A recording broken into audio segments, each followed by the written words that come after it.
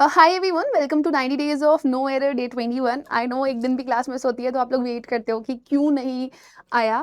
But sorry बेटा, unfortunately मैं किसी रीज़न की वजह से मुझे आउट ऑफ स्टेशन जाना पड़ा, but that's not an issue. So let's start with the session of today's 90 days of no error day 21। और आज के इस वीडियो सेशन में हम कवर करने वाले हैं नाउन का एक बड़ा प्यारा सा रूल है, that is based on positive case, है ना। तो आप यहाँ पर ऐसे टॉपिक लिख लेना, पॉजिटिव केस ऑफ नाउन, ठीक है।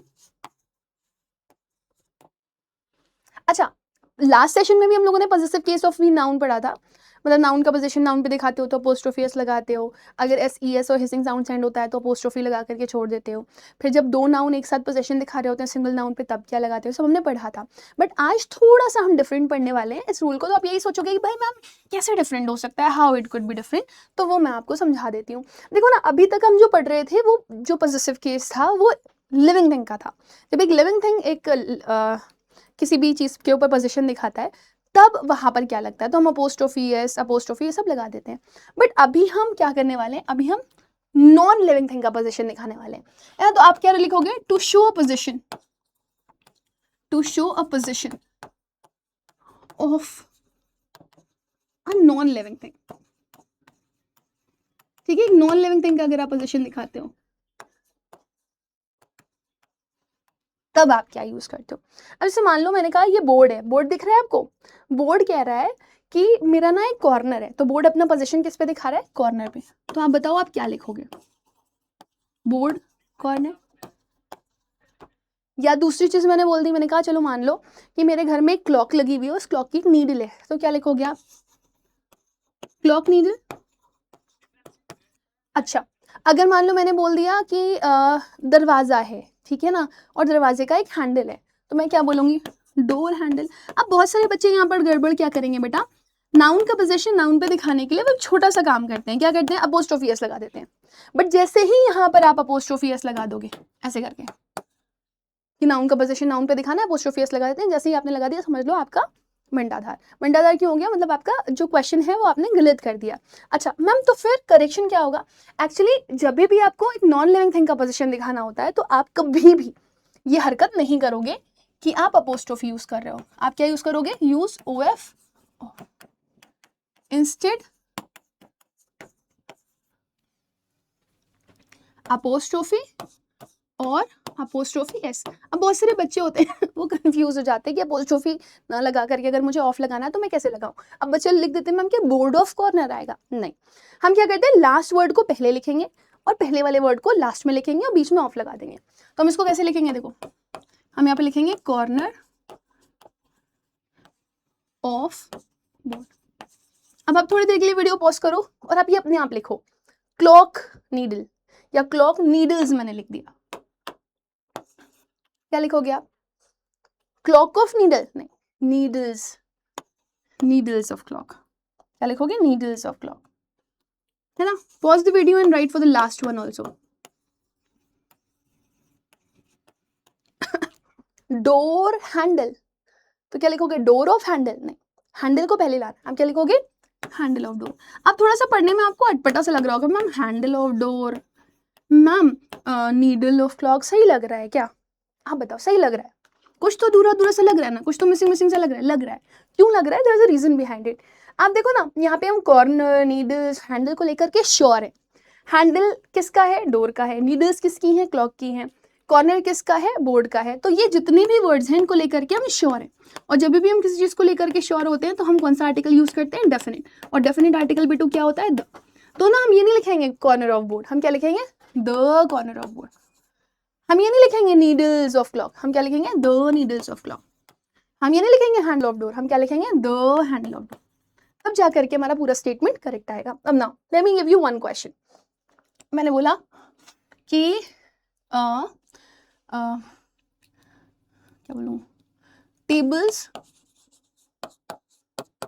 लेग्स आर ब्रोकन, ये क्वेश्चन लिखा हुआ है। आपसे बोल रही हूँ मैं, इसमें एरर बताओ, ठीक है। तो आप करेक्शन क्या करोगे कि भाई टेबल्स लेग नहीं होता, ये गलत है। क्या लिखोगे, लेग्स ऑफ टेबल या द लेग्स ऑफ टेबल। तो आप बोलोगे ma'am the legs of table आएगा। क्यों? क्योंकि इन लेग्स के बारे में श्योर हो, ये लेग्स किसके हैं? टेबल के। अच्छा, कुछ बच्चे कंफ्यूज होते हैं कि मैम क्या ये सेकंड वाले नाउन के ऊपर हम द नहीं लगा सकते? लगा सकते हैं, लेकिन कब लगाएंगे? जब यहाँ पर आपको टेबल के पहले, क्वेश्चन में टेबल के पहले आपको क्या दिया गया होगा? द। जैसे फॉर एग्जाम्पल आपको question tables legs are broken ना दे करके ये दिया गया होता, the tables legs are broken. अब इस कंडीशन में ना आपको दो दा लगाने पड़ते हैं, ठीक है? कैसे? आप इसको तो सही करते ही क्या लिखते हैं? लेग्स ऑफ टेबल, है ना? इसको तो लिखते हैं आप लेग्स ऑफ टेबल, लेकिन देखो ना टेबल के पहले जो द लिखा हुआ है उससे आप मिस नहीं करोगे। आप लेग्स ऑफ टेबल की जगह पे क्या लिखोगे? The table, legs of the table. क्यों? क्योंकि टेबल के पहले द लिखा हुआ था वहां पे, वो हमें स्किप नहीं करना। प्लस इस लेग्स के पहले भी द आ जाएगा। क्यों? क्योंकि इन लेग्स के बारे में आप श्योर हो, ये लेग्स किसके हैं? टेबल के हैं। आई होप ये क्लियर है, सबको अच्छे से समझ में आ रहा है, ठीक है? ये बहुत इंपॉर्टेंट है, वेरी इंपॉर्टेंट। अब देखो, नॉन लिविंग थिंग का पोजीशन जब आप दिखाते हो तो अपोस्ट्रोफी नहीं लगता, अपोस्ट्रोफी एस नहीं लगता, ऑफ लगता है। ये क्लियर हो गया है ना? बट आपको पता है इंग्लिश आप पढ़ रहे हो तो बिना एक्सेप्शंस, बिना अपवाद के तो काम चलेगा नहीं भाई। दे एक्सेप्शंस आपको मिल जाते हैं किसमें? इंग्लिश में। अब यहाँ पर भी ना आपको एक एक्सेप्शन मिलता है मैम? ये कौन सी बात हुई? मिलता है बेटा, मिलता है। क्या मिलता है? कुछ ऐसे नाउन होते हैं जो नॉन लिविंग थिंग होते हैं, वो अपना पोजेशन अपोस्ट्रोफी से दिखाते हैं। अरे मैम क्या बोल, बेटा पढ़ना तो पड़ेगा, इंग्लिश है ना? तो एक्सेप्शन में सम नॉन लिविंग थिंग्स,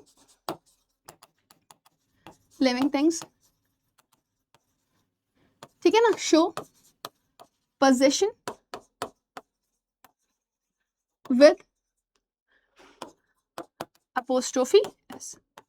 कुछ पोजेशन अपोस्ट्रोफी एस के साथ दिखाते हैं, ठीक है ना? लेट्स सी कौन सा। देखो, सबसे पहला आपका कंडीशन होना चाहिए कि वो कोई भी नेचुरल हेवनली बॉडी है ना, नेचुरल चीज होनी चाहिए, नेचुरल थिंग्स। ये अपना पोजीशन अपोस्ट्रोफी से दिखा सकती है। दूसरा, idioms and phrases. Idioms and phrases में आप नॉन लिविंग थिंग के साथ अपोस्ट्रोफी एस लगा सकते हो पोजीशन के लिए। प्लस अगर आप टाइम की बात करो, है ना, आप वेट की बात करो या आप डिस्टेंस की बात करो, तो भी आप अपोस्ट्रोफी एस लगा सकते हो। प्लस एक बड़ा प्यारा सा केस आता है पर्सोनिफिकेशन का। पर्सोनिफिकेशन में भी आप क्या करते हो? आप अपोस्ट्रोफी एस लगा सकते हो, है ना? एग्जाम्पल्स के लिए नेचुरल चीजों में आ जाओ, तो नेचुरल चीजों में जैसे कि मान लो हम लोग बोलते हैं ना कि अर्थ की सरफेस, अर्थ की ऑर्बिट, मून की ऑर्बिट, सन की ऑर्बिट, ऐसे बोलते हो ना? तो देखो ना, ये नेचुरल चीज है, सन्स ऑर्बिट, इसको कैपिटल कर लेना, ठीक है? Moon surface etcetera, Jupiter, Mars orbit, ऐसे बोल देते हैं हम लोग। तो नेचुरल हेवनली बॉडीज के ऊपर आप अपोस्ट्रोफी एस लगाओगे, ये सही है। दूसरा, idioms and phrases at one's wits. Wits intelligence को बोलते हो आप। अब इंटेलिजेंस तो नॉन लिविंग थिंग में ही कंसिडर किया जाएगा ना, बट इडियम एंड फ्रेज है तो उसको आप चेंज कर नहीं सकते, विट्स के ऊपर अपोस्ट्रोफी लगेगा। प्लस हमने बोल दिया आज का न्यूज़पेपर। आज का न्यूज़पेपर के लिए क्या बोलते हो? टुडेज न्यूज़पेपर बोलते हो कि नहीं बोलते हो? तो टाइम के लिए लग जाता है। या हम ऐसे ही बोल देते हैं, उसका घर मेरे घर से स्टोन्स थ्रू डिस्टेंस पे है। पत्थर फेंको और पहुंच जाओ, तो स्टोन्स थ्रू डिस्टेंस, डिस्टेंस की बात करो ना, डिस्टेंस के लिए आपने अपोस्ट्रोफी लगा दिया, है ना? Personification is important. पर्सोनिफिकेशन क्या होता है? जब नॉन लिविंग थिंग को आप लिविंग थिंग की तरह रिप्रेजेंट कर रहे होते हो, ठीक है ना? Is represented as living. जब नॉन लिविंग थिंग की तरह रिप्रेजेंट किया जाएगा ना, तो अपोस्ट्रोफी एस को सही माना जाएगा, अदरवाइज नहीं। जैसे कि मान लो मैंने बोल दिया इंडिया का लीडर, इंडिया एक कंट्री है ना, इंडिया का लीडर, और दूसरा मैंने बोल दिया इंडिया की सड़कें, इंडियाज रोड्स, ठीक है ना? आप बताओ इसमें से पर्सोनिफिकेशन कहाँ पे हो रहा है? लीडर किसका होता है? लीडर कंट्री का होता है कि लोगों का होता है? तो आप बोलोगे मैम लीडर तो लोगों का होता है ना? लीडर किसका होता है? लोगों का। यहाँ पे इंडिया का मतलब इंडिया से नहीं है, कंट्री से नहीं है, बल्कि लोगों से। अब देखो ना, नॉन लिविंग थिंग को लिविंग थिंग कितना कंसिडर कर रहे हो, तब आप पर्सोनिफिकेशन के केस में अपोस्ट्रोफी एस को कंसिडर कर लेते हो नॉन लिविंग थिंग पे, तो आपका यहाँ पर अपोस्ट्रोफी एस तो सही है। बट इंडिया की सड़कें होती हैं कि लोगों की सड़कें होती हैं? तो आप बोलोगे मैम सड़कें तो इंडिया की होंगी, कंट्री की होंगी, लोगों की सड़कें थोड़ी होती हैं। नहीं, सड़क तुम्हारे पप्पा की है क्या? ऐसा नहीं बोलते, गलत है। तो मतलब ये वाला non living thing apostrophe S से पोजीशन नहीं दिखा सकता। तो हम क्या लिखेंगे यहाँ पर? The roads of India. समझ आ रही है? ठीक है ना? तो मैं अभी पर्सोनिफिकेशन का आपको 2 केस दे रही हूँ, मुझे फटाफट आंसर करके बताइएगा कि कहाँ पर अपोस्ट्रोफी एस लगा सकते हैं। जहाँ पे पर्सोनिफिकेशन होगा अपोस्ट्रोफी एस लगा दोगे, जहाँ पर नहीं होगा वहाँ पर आप ऑफ में चेंज करोगे। तो मैंने यहाँ पे लिख दिया कोर्ट्स जजमेंट।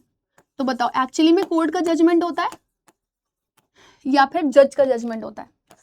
फिर जिस जगह पर लोग बैठते हैं, जो जगह होती है, कोर्ट्स की प्रीमाइसेस होती हैं या फिर जज की प्रीमाइसेस होती है? कोर्ट जज की होती है, कोई प्लेस जज की होती है या फिर लोगों की होती है? आप मुझे बताना। तो ये आपका होमवर्क है, इसी के साथ मैं एंड करती हूँ आज के सेशन को। मिलते हैं अगले सेशन में, तब तक के लिए।